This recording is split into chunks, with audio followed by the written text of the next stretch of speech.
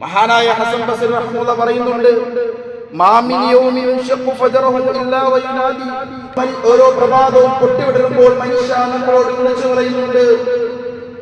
ആ ദിവസം നമ്മളോട് വിളിച്ചു പറയുന്നു, യബ്ന ആദം അന ഖൽഖുൻ ജദീദ്, ഇതാ നിന്നിലേക്ക് ഒരു പുതിയ ദിവസമായി ഞാൻ കടന്നു വന്നിരിക്കുന്നു. വഅലാ അമലിക ഷഹീദ്, ഈ ദിവസത്തിൽ നീ എന്തൊക്കെ പ്രവർത്തനങ്ങൾ ചെയ്യുന്നോ നാളെ അല്ലാഹുവിന്റെ കോടതിയിൽ സാക്ഷി പറയുന്ന കൂട്ടത്തിൽ ഈ ദിവസത്തിന്റെ മേൽ നിന്റെ മേൽ ഞാനും സാക്ഷി പറയും.